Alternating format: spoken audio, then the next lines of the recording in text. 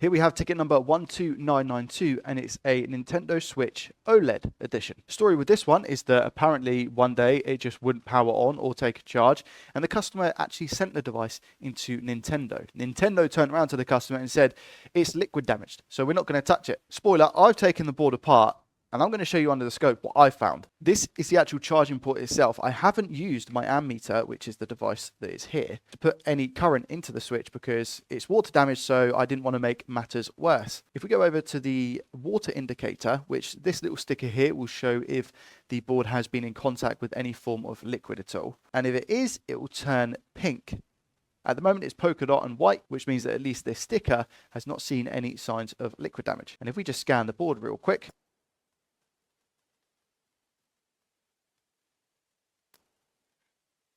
at least that's the front anyway. Now we do a quick scan of the back.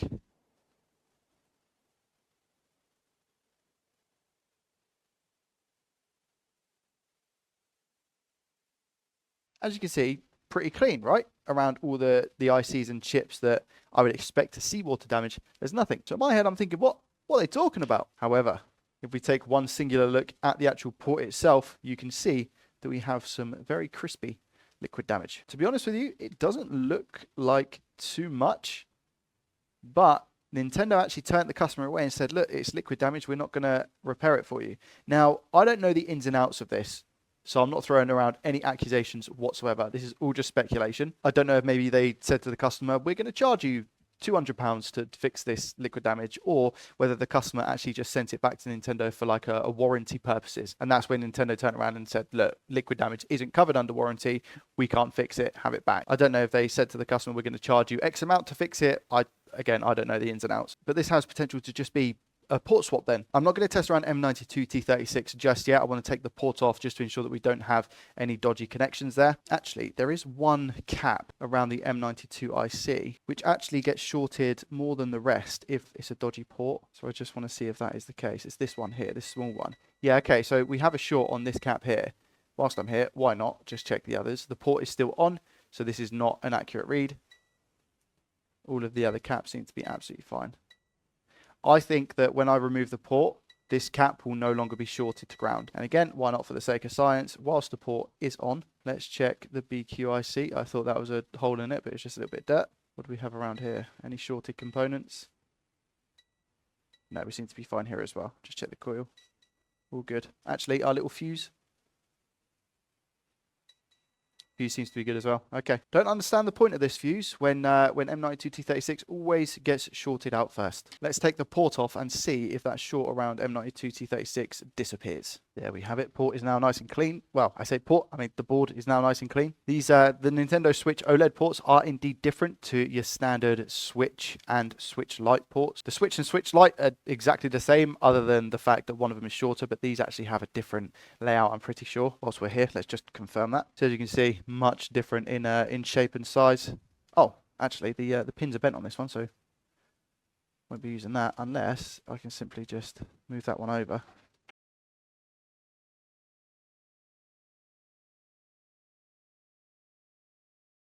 There we go, that's all right.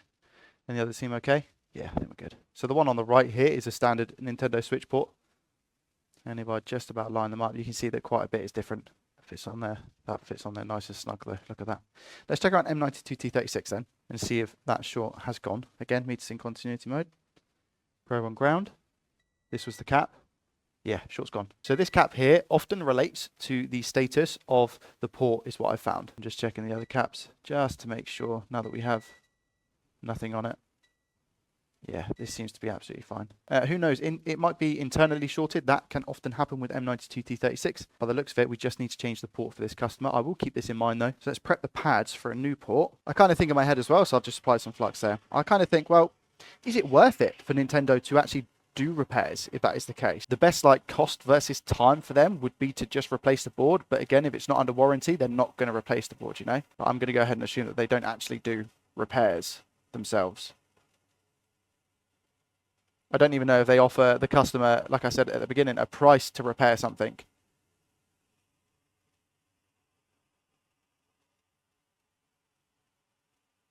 I think it might just be a case of, you're in warranty, you're outside of warranty. we'll replace it or we won't. You can see as well, on the original Nintendo Switch, these anchoring points here take like a left shape, an L shape. I don't know why I said a left shape. That makes no sense. As you can see here, this is a normal board, but you can see they've got like an L, whereas these ones are just straight. Whilst we're here, I've let the board get a little bit cold now, so it's not ideal. Because I was speaking to you about the other Switch, but I'm just going to get this old flux off. I'm going to put some new flux on. Some new flux on the board. Lovely jubbly. I also like to prep the pins on the port as well. So I've got a fresh coat of solder on. And now I'm just going to circulate the heat underneath. And drop the port home, where it needs to go, where it belongs. Nice, safe and sound.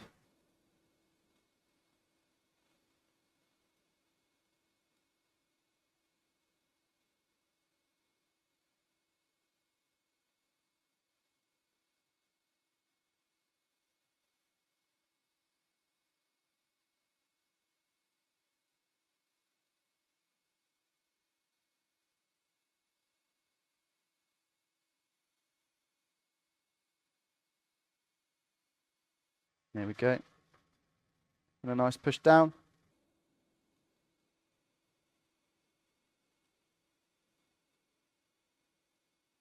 Now we're just going to ensure that we have solid connections at the back so we can apply some more flux. Just go over the pins with our smaller iron.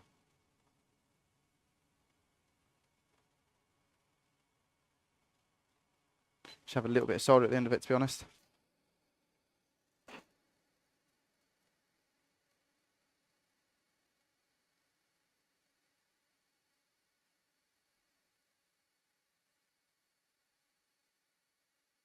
There we go, nice.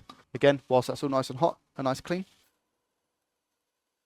heat it up a little bit more, to be honest. It's got a little bit cooler. Make our lives easier.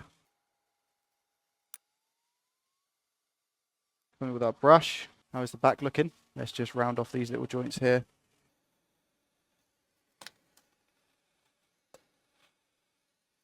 There we go. Quick clean on the back as well. Nice. How's that front looking? Do we look all connected? We do. We look really, really good. Whilst we're here, test the quality of the pins. All seem really, really good. Just might see if I can dry up some of that flux. There still seems to be a little bit of flux down there. Might be IPA as well. We don't want that going into the port. Is that a bit better? Yeah, that's better. Okay, it's a lot more dry now.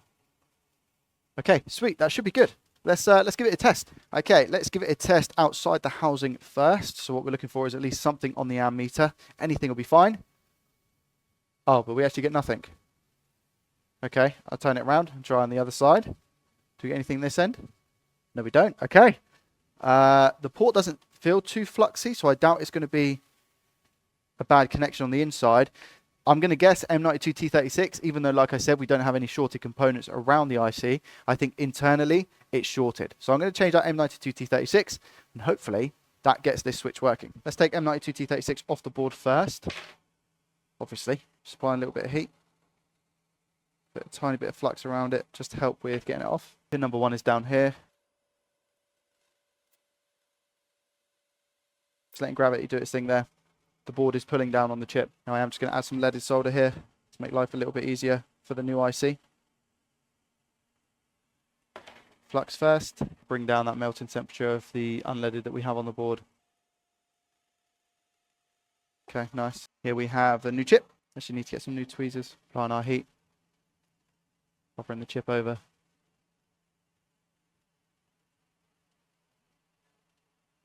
Dropping it on.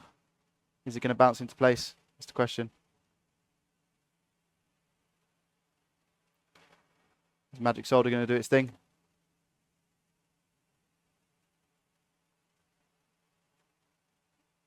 There we go. Oh. Going to have to push down to get that blob of solder out underneath. I think it's on the ground.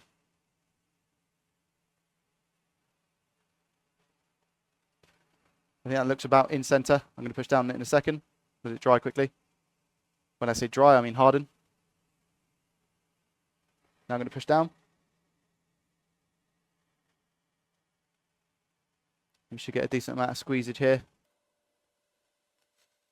There we go. I'm going to go around the IC with my iron. Flux on the board as well. Some new flux, fresh flux.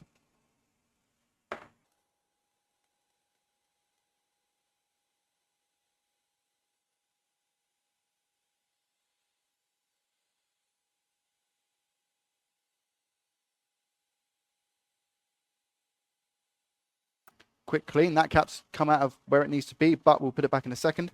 All right, let's check to make sure we're all good with the actual IC. It doesn't actually look to be connected, that side. But this side, I know about the cap, we'll sort that out. That side seems fine. This side also seems really, really good. And this side is okay as well. So we just seem to have a little issue with this side, which I think is going to be because of the cap. I don't know if I went over it or not with the iron. Let's put a little bit of flux here. Take our iron and just run over these bits. Yeah, it's going to be because of that cap.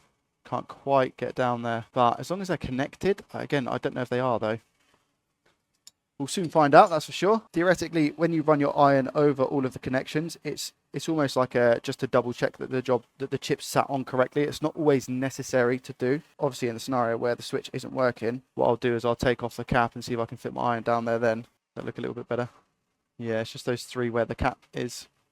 This cap as well needs to be put back correctly. That will take 2 seconds. We should apply the tiniest amount of flux. Might not even need the tweezers. It might just simply fall back into place, which I think it might, considering the position of it. It's going to go now, isn't it? 3, 2, 1, go.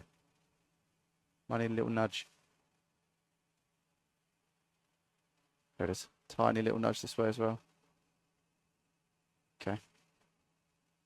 Not too much, not going to mess around with it. It's done, it's good. Don't want to make it worse than what it is. Okay, let's see what happens now when we test. Little clean up, can't help it. Okay, let's try now and see what it is that we get. We get something, which is really good news. 15 volts. We only get 5 volts. No current. Okay. Turn it around. Try this way as well, just to make sure. Exactly the same. 5 volts both ways. Okay, so that's either going to be one of two things. It could be the fact that I've soldered the chip on incorrectly. Like I said, there was a couple of pads, but you shouldn't have to go around it with the soldering iron. The other option is that we have a bad M92 T36 IC. The quickest thing to do here is probably going to be to just replace the IC, because if I go back and try and make it right, and then it's just going to be a bad IC anyway, I've wasted time. So I'm just going to go over now, change out the IC, and hopefully we get it working. So this time I thought, I'm just going to tin the ICs before I put them on.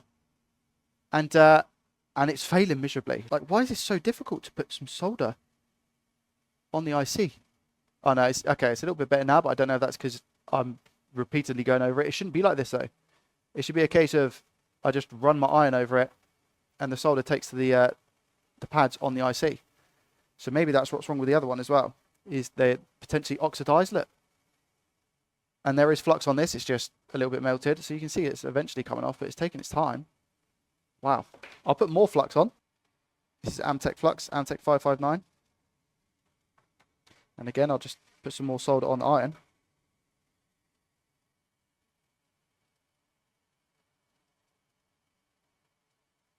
And we'll try a side now that I've not touched. It's got plenty of flux, plenty of solder. Look at that. I'm having to really, really go over those pads. So potentially why we had an issue with that first one.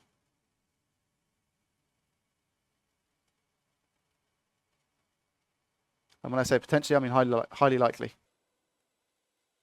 Maybe then that's a lesson to me to actually, in the future, just always tin the ICs now before I put them onto the board. Which is obviously a little bit of a pain, to be honest. It just adds more time to the repair. But if it has to be done, it has to be done. I'm just going to go over it one more time to make sure.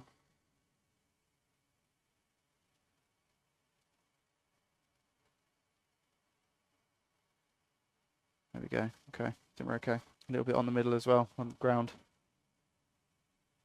Okay. Let's try this one.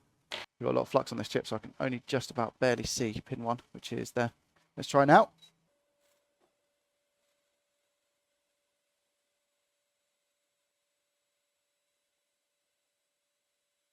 Now, technically, we should have a better result in terms of the chip being in the right place, because there's solder on the chip and the board.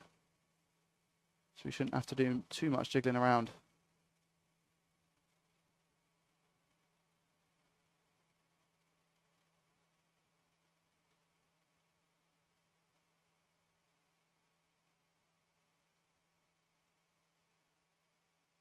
Okay, I think that's in a good enough position. So I'll leave it there. I'm going to push down in a second. We'll push down now.